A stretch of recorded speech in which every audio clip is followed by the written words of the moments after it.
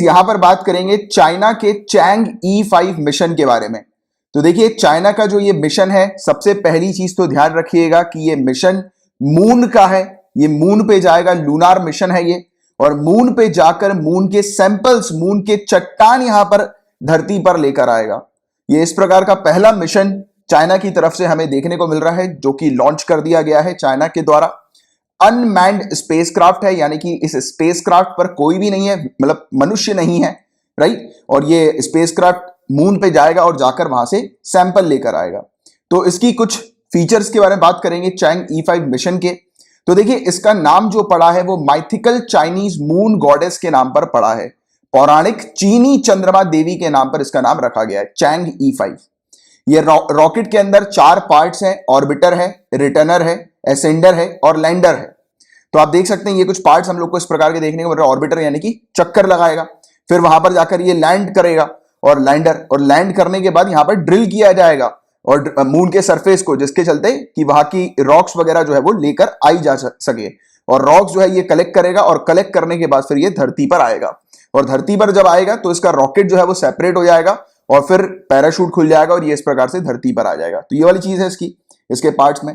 इस मिशन का ऑब्जेक्टिव यही है कि धरती पे लूनार रॉक्स को लेकर आना है, राइट। मून के चट्टानों को धरती पर लेकर आना है। तो ये इसका मेन ऑब्जेक्टिव, मेन मिशन हम लोग को देखने को मिल रहा है, राइट। यानी कि चट्टान के नमूने, सैंपल्स वगैरह यहां पर लेकर आना है, राइट। और ये पहला अटेम्प्ट है किसी नेशन का 40 सालों के बाद, 40 ईयर्स के बाद इस प्रकार का एक मिशन हम लोग को देखने को मिल रहा है, जो कि चाइना की तरफ से जा रहा है।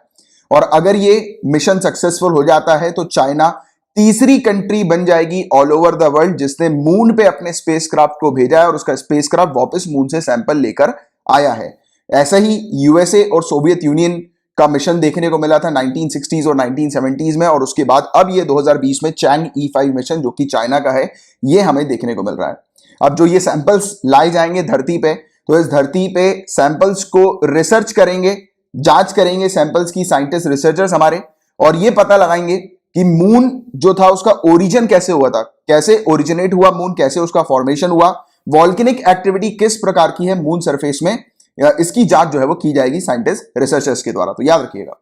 इसके अलावा ये चाइनीज प्रोब जो है बताया जा रहा है कि लगभग 2 किलो सरफेस मटेरियल को, सैंपल को ये कलेक्ट करके लेकर आएगा, और उस क्षेत्र से जिस क्षेत्र पर आज तक कोई गया नहीं है, वहां पर कोई भी रिसर्च एक्टिविटी कंडक्ट नहीं हुई है। इस क्षेत्र को कहा जा रहा है ओशियानस प्रोसिलेरम, और ये जो ओशियानस प्रोसिलेरम है तो इसको ओशियन ऑफ स्टॉर्म्स भी कहा जाता है। यहां पर बहुत भारी मात्रा में लावा प्लेन हम लोग को देखने को मिलता है, यानी कि यहां पर वॉल्केनिक एक्टिविटी हुई थी, और जब वॉल्केनिक एक्टिविटी हुई थी तो लावा यहां पर बाहर निकला था। अब इस लावा को कलेक्ट क्यों कर रहे हैं हम लोग बेसिकली, तो उसके पीछे की मतलब आइडिया क्या है इस लावा को कलेक्ट करने का, यानी कि हम लोग नहीं, मतलब चाइना कलेक्ट कर रहा है जो ये, हम लोग ही कहेंगे मनुष्य क्यों इस प्रकार की रिसर्च कर रहे हैं। तो देखिए इसमें पता लगेगा कि लावा क्या होता है। आप जानते हैं कि लावा धरती, जैसे धरती का एग्जांपल लें तो धरती के नीचे की जो मटेरियल्स होते हैं वो बाहर निकल के आते हैं लावा के तौर पर। तो जब लावा को स्टडी किया जाएगा तो क्या पता लगेगा कि धरती के नीचे जो मटेरियल है वो क्या है। लावा को स्टडी करके ही ये सब चीजें पता लगती है ना। तो वैसे ही मून को स्टडी करके पता लगाया जा सकेगा कि मून का फॉर्मेशन कैसे हुआ, क्योंकि मून के अंदर जो मटेरियल्स है वो इस लावा के फॉर्मेट में बाहर निकल के आया होगा, और इस लावा को जब स्टडी किया जाएगा साइंटिस्ट रिसर्चर्स के द्वारा तो पता लगेगा कि मून का एक्चुअल में ओरिजिन कैसे हुआ। और इस प्रकार से साइंटिस्ट रिसर्चर्स को काफी मदद मिलने वाली है इस स्टडी में, राइट। तो ये वाली चीज है।